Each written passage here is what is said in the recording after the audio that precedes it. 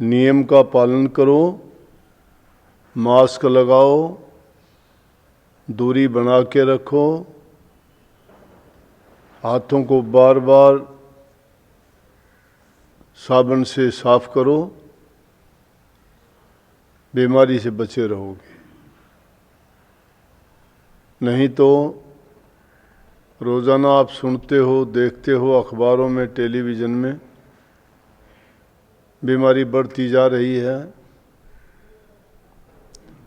रोगग्रस्त होने से पहले ही अगर परहेज कर लें, इलाज करवाने से पहले ही अगर नियमों का पालन कर लें तो बहुत अच्छा है। समय पर जो चेत लेता है उसको फिर पछताना नहीं पड़ता। लेकिन अब अगर थोड़ी सी भी लापरवाही की तो उसका बहुत ज़्यादा नुकसान उठाना पड़ सकता है। इसलिए मैंने कहा कि सावधान हो जाओ, लापरवाही ना करो। सत्संग के लिए भी बताया गया है, आश्रम में आने का अभी कोई समय नहीं है। जिस प्रकार से 2020 में पूरा साल बंद रहा था, उस प्रकार से दोबारा लॉकडाउन में ना आ जाएं, तो उससे बचने के लिए घर में रहना ही सुरक्षित है। घर में रहोगे, बचे रहोगे, बाहर जाओगे लापरवाही होगी, किसी बीमार आदमी से मिलोगे तो आपको उनसे बीमारी लग सकती है। और एक से ऐसी ऐसी खबरें सुनते हैं कि अगर परिवार में एक को भी हो जाता है तो पूरे के पूरे परिवार बीमार हो जाते हैं। दूसरी बात, इसके साथ साथ मौसम की तब्दीली के साथ बुखार का भी बहुत ज़्यादा प्रकोप है। इसलिए बुखार से, ठंड लगने से, जुखाम होने से बचो। और अच्छी बात यह है कि ठंडी चीज़ का प्रयोग कम से कम करो। पानी भी ज़्यादा, क्योंकि खेतों में काम करते हो, अनाज निकालते हो, प्यास ज़्यादा लगती है तो उसमें ख्याल नहीं करते। पसीने में, गर्म शरीर में अगर ठंडी चीज़ का प्रयोग करते हैं, पानी पी लेते हैं, तो सर्दी जुखाम का खतरा ज़्यादा रहता है। तो बचने का प्रयास करो कि जब भी कोई चीज़ खाते पीते हो अपने स्वास्थ्य के अनुसार देख के खाओ। क्योंकि इस वक्त में अगर तकलीफ़ या बीमारी हो गई तो ना तो हॉस्पिटलों में आपको जगह मिलेगी, ना ही डॉक्टर ऐसी कोई दवा देंगे। दवाई देने से डॉक्टर भी डरते हैं कि पता नहीं क्या बीमारी हो और क्या दवाई कभी कोई रिएक्शन ना कर जाए। तो उससे अच्छी बात यह है कि हम बच के रहें, सुरक्षित रहें। अभी जैसा समय होगा, ज़रूरत के मुताबिक सत्संग आपको लाइव या रिकॉर्ड करके रोज़ाना जो सद्गुरु की कृपा होगी तो आपको घर बैठे भी मिल सकता है। वो आप YouTube पे, फेसबुक पे या संतवाणी चैनल पे देख सकते हो। अभी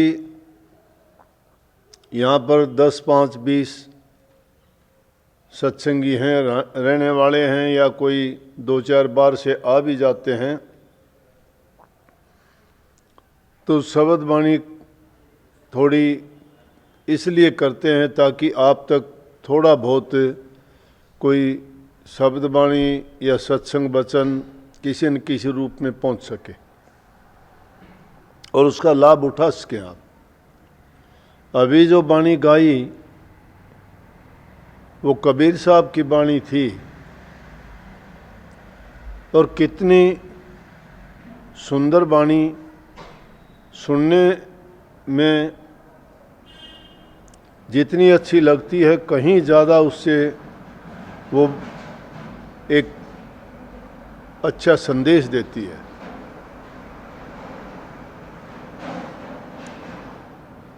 कहे कि गुरु से लगन कठिन है भाई।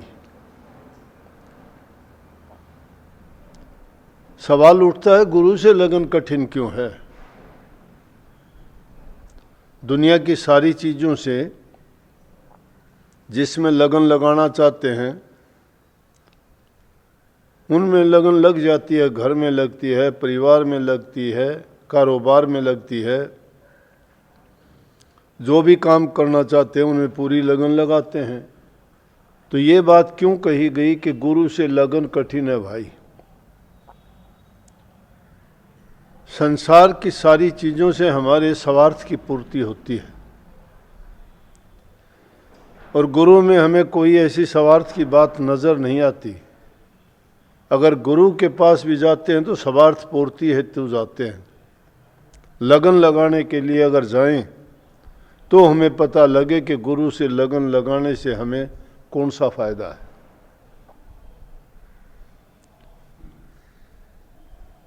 परमार्थ के लिए अगर जाते हैं तो गुरु से लगन लगती है। परमार्थी जीव जो होते हैं, जो अपने कल्याण के लिए, जीव के हित के लिए, अपने इस जीवन को सफल करने के लिए, तो उनको गुरु से लगन निश्चित रूप से लगती भी है और उनको पता भी चलता है कि गुरु से लगन लगाने में उनको क्या फ़ायदा है। परंतु ये उन लोगों के लिए बात कही गई है जो गुरु में भी अपना स्वार्थ ढूंढते हैं, लेकिन उनके लिए ये बात भी है कि अगर वो गुरु में लगन लगा लें,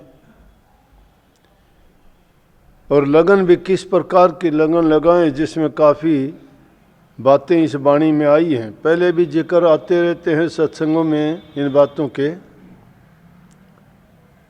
कहा कि जैसे पपैया प्यासा बूंद का पिया पिया रटलाई। पहली बात ये बताई गई कि पपैये की तरह से लगन लगानी चाहिए, ऐसे नहीं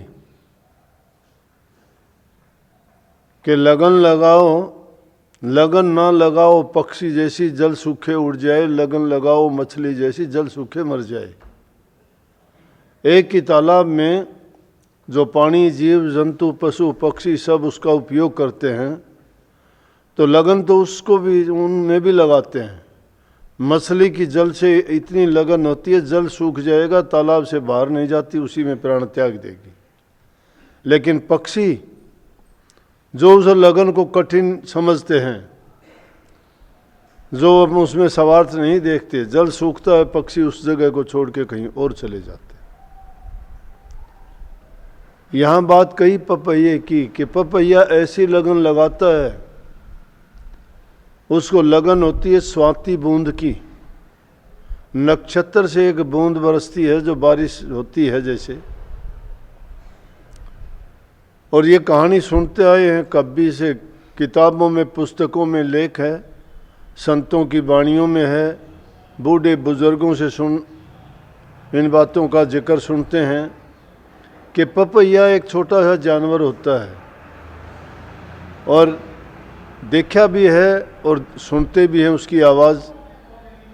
तो जब उसको तड़फ लगती है, प्यास लगती है, तो आवाज़ करता है, मुंह से निकालता है, पीहू पीहू पीहू। वो बूंद नक्षत्र की बरसती है तो ऊपर ही मुंह खोल के और उस बूंद का आनंद लेता है और उससे उसकी प्यास मिट जाती है। पूरा साल उसको जल की ज़रूरत नहीं पड़ती। लेकिन पक्का इतना है कि दूसरे पानी को, दूसरे जल को पीना नहीं चाहता। चाहे अगर वो उड़ते उड़ते पीहू पीहू करते प्यास के मारे मुंह सूख जाए, प्राण छूट जाए उसके, और वो किसी नदी, तालाब या दूसरे पानी के स्रोत में गिर जाए, तो अपनी चोंच को बंद कर लेगा, उस दूसरे पानी को नहीं पिएगा। तो कबीर साहब ने उन परमार्थी जीवों के लिए कहा है, ये दर दर की ठोकरें खाने वाले होते हैं ना, आज किसी के पास गए, कल किसी के पास गए, परसों किसी के पास गए, किस लिए उनको जगह जगह धक्के खाने पड़े, किस लिए वो दर दर के भिखारी बने, क्योंकि वो अपने और ही चीज़ की तलाश में जाते हैं, स्वार्थ के लिए जाते हैं। जिनको तलाश है ज्ञान की, जिनको तलाश है अपने कल्याण की, जो चाहते हैं इस भवसागर से तरना, वो तो गुरु की लेके शरणा, उनके वचन की पालना करते हैं, बताए नियम पर चलते हैं और अपना कल्याण कर जाते हैं। कल ही किसी का मेरे पास एक पत्र आया, आजकल तो पत्र का ज़माना ही नहीं है, पत्र देखने से ही पता लगता है कि ये कोई समझदार आदमी तो होगा नहीं। आजकल तो फ़ोन के साधन ऐसे चल गए कि आम, मैं कहता हूँ भिखारी भी अगर भीख मांगने जाएगा तो दूसरे भिखारी को कहेगा इस गली में तू मत आना, मैं इस गली में आज मैं गया हूँ। तुम ज्ञान की तो तलाश करते हो, चाहते हो मुक्त हो जाना, चाहते हो जीवन को सफल करना, और चिट्ठी डाल के जवाब चाहते हो उनसे। इस भाग दौड़ की दुनिया में किसके पास समय है कि किसी को पत्र लिखेगा, पत्र लिख के उसको शिक्षा देगा। गुरुओं को दोष देते हो। उस आदमी ने मेरे पास जिसने पत्र लिखा, वो कहने लगा कि मैंने कहीं गुरु से नाम लिया था, उससे मैंने बात करनी चाहिए, सेवकों ने मिलने ही नहीं दिया। लाखों करोड़ों में उनके सेवक हैं लेकिन मुझे मिलने नहीं दिया, मैं अपनी बात नहीं कर पाया। तो अब मैं चाहता हूँ कि मैं आपके पास आ जाऊँ, आपसे नाम ले लूँ और आप मुझे मेरी उन बातों का जवाब दो, और ताकि मैं अपना परमार्थी जीवन दोबारा से शुरू कर सकूं, परमार्थ के रास्ते पे चल सकूं, आपसे वो गुरु और तरीके सीख सकूं। अरे जब उस गुरु से नाम दीक्षा लेके तू अपना काम नहीं कर पाया तो कल को उस लिस्ट में मेरा नाम भी जोड़ देगा कि मैं दिनोद भी गया था, उस गुरु ने भी मेरे से बात नहीं की। बात क्या करना चाहते हो? गुरु से जो नाता है, गुरु से जो सामान मिलता है, इस दुकान पे तो प्रभु का नाम मिलता है। सत्संग और अभ्यास करने के लिए तुम्हें तौर तरीके बताए जाते हैं। जीवन को सफल करना, अच्छा बनाना, प्यार प्रेम से जीना, अपना कमाई हक हलाल की करना, दूसरे को दुख नहीं देना, तन से मन से धन से जैसे भी हो दूसरों की मदद करना, मन वचन और कर्म से पवित्र बनना, ये शिक्षा संत देते हैं। इससे अलावा तुम क्या चाहते हो? अगर चाहते हो तो मूर्खता की बात है, इन चीज़ों में सभी चीज़ आ जाती हैं।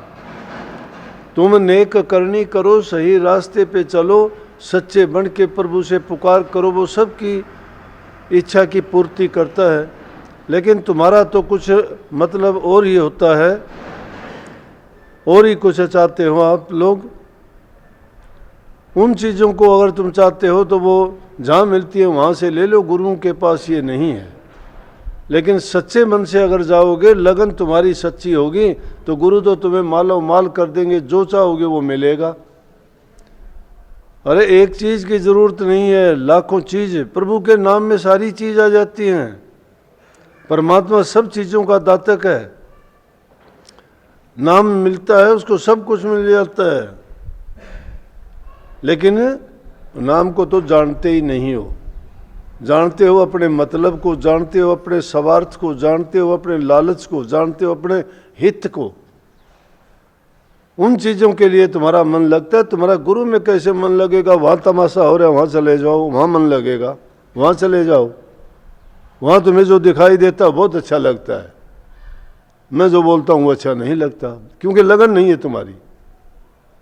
आए हो किसी काम के लिए आए होगे, जिसकी लगन होगी उसकी दृष्टि गुरु के रूप पे होगी, कान उसके गुरु के वचन पे होंगे, मन और बुद्धि उनकी एकदम ऐसे जुड़ी होगी जिस प्रकार से मैंने पपैये की बात कही।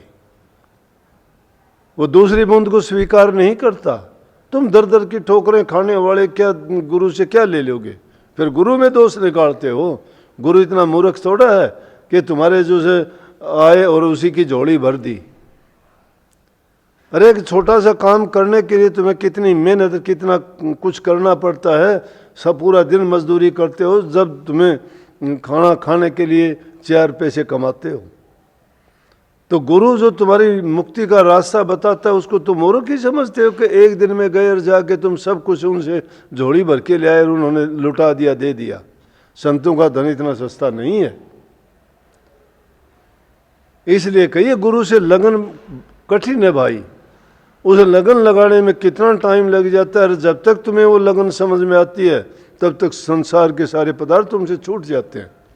तुम्हें किसी चीज में कोई दिलचस्पी नहीं रहती।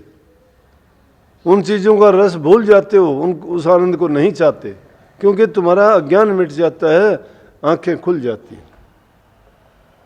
इसलिए कहिए उस पपैये की तरह से अगर तुम अपना गुरु से लगन लगाओ तो तुम्हारा कल्याण होने में कोई देरी नहीं है। दूसरा कहा कि जैसे मृगा शब्द से ही शब्द सुनन को जाई। मृग की बात कही गई है। अच्छी चीज सबको अच्छी लगती है, चाहे वो धुन हो, चाहे गाना हो, चाहे खाना हो। जो भी इंद्रियों का रस है, हमें सब चीज में आनंद आता है। सुनने में आता है, खाने में आता है, सूंघने में आता है, चखने में आता है, छूने से भी आता है। शब्द, सप्रस, रूप, रस, ये 5 चीजें रस से भरी हुई हैं। लेकिन ये कहाँ तक है, इनका कितना आनंद है? बहुत कम है। उनमें से एक ये इंद्रिय का रस भी है, सुनना। मेरे को नादों से बहुत प्रेम है। मीठी बात आप सबको भी अच्छी लगेगी, कड़वी बात सबको बुरी लगेगी। जब कोई अच्छी धुन सुनाता था तो पुराने जमाने में मृग बहुत होते थे, और मृग जब उनको सुनता था तो सुनने के बाद इतना मस्त हो जाता था कि उस धुन बजाने वाले के ऊपर जाके अपनी गर्दन डाल देता था। मस्ती में उसको पता ही नहीं था कि उसमें इतना आनंद आता था उसको। तो कहते हैं जब गुरु से तुम उस मृग की तरह से आनंद लेना शुरू कर दोगे, अपने मन को उनसे अपनी दृढ़ प्रीति के साथ उनको जोड़ लोगे, तो तुम्हें क्या अपने प्राणों की भी परवाह नहीं रहेगी। जैसे वो मृगा उसके ऊपर अपनी गर्दन डाल देता था और उसको पकड़ने वाला वो धुन सुना के उसको पकड़ लेता था, और फिर उसके साथ जो मृग के साथ करते, उनको मारते, चमड़ी उतारते या जो भी करते, लेकिन वो अपनी परवाह नहीं करता, क्योंकि उसको लगन और बिरह सिर्फ उस धुन की थी। इसी प्रकार से आगे कहा कि जैसे सती चढ़े सो तुम पर। सती प्रथा थी हमारे देश में। पति गुजरने के बाद स्त्रियां अपने पति के साथ अग्नि में जल के सती हो जाती थी। पतिव्रत धर्म का पालन करती थी। कहते हैं अग्नि भी उनको सत से ही, अग्नि लगाने की जरूरत नहीं पड़ती थी, चिता चुन दी जाती थी, पति उस पर लेटा दिया जाता था, और उसकी पत्नी जो होती थी वो जिंदा पूरे हार श्रृंगार करके जाया करती थी। तो वो स्त्री पूरा हार श्रृंगार करके उस चिता में बैठ जाती थी और अपने पति के साथ सती हो जाती थी। अपने शरीर की परवाह ही नहीं करती थी, क्योंकि सत्य था उसका। सत्य पर जब इंसान कोई टिक जाता है तो वो अपने तन की परवाह नहीं करता था। इसी प्रकार से वो स्त्री सती हो जाती थी। कबीर साहब ने ये शिक्षा दी कि गुरु के साथ अगर तुम्हारी लगन ऐसी लग जाती है तो तुम्हारा समझो कि इस संसार से लेखा जोखा ही खत्म हो जाता है। ना कोई भय रहेगा, ना कोई भरम रहेगा, ना कोई तकलीफ होगी, ना कोई पीड़ा होगी तुम्हें, क्योंकि लगन जिसमें लग जाती है तो परवाह नहीं होती। इसी प्रकार से कि अपनी लगन गुरु के साथ जोड़ोगे, लेकिन ऐसी लगन लगाना बड़ा कठिन है। ये लगन लगानी आगे कह दी कि वो तो ऐसी है जैसे सूरवीर जाके युद्ध के मैदान में डट जाए। सूरवीर जब युद्ध के मैदान में लड़ाई के लिए जाता है तो वो ये नहीं सोचता कि मेरे प्राण जाएंगे। उसका एक ही इरादा होता है, या तो मारूंगा या मर जाऊंगा, पीठ नहीं दिखाऊंगा। ये भक्ति का मार्ग भी उसी प्रकार से उन सूरवीरों के लिए है। इसमें कोई बिरला जो सूरवीर होता है वही टिक सकता है।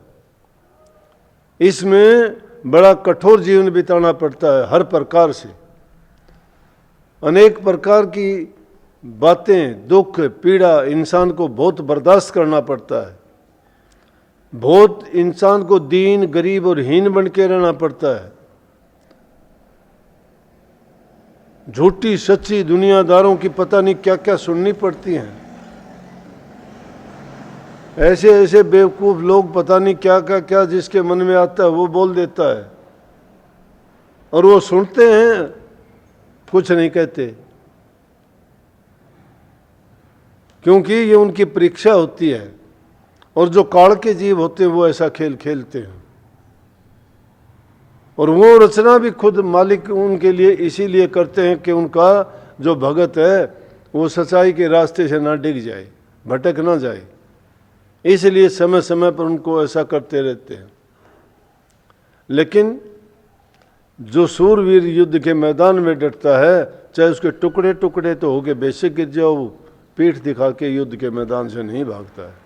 तो कबीर साहब ने इस वाणी को आखिर में और भी कठोर कहा कि अगर तुम भक्ति करना चाहते हो तो छोड़ो तन अपने की आशा, अपने तन की आशा छोड़ दोगे। तन की आशा छोड़ने का मतलब खान पान के लिए जो कोई परवाह नहीं करना, रहने सहने के लिए कोई परवाह नहीं करना, कोई शरीर के सुख, मन के विचार ख्यालात को दूर करके कोई किसी प्रकार की इच्छा और तृष्णा मन में नहीं रखनी, अपने शरीर की बेपरवाह होके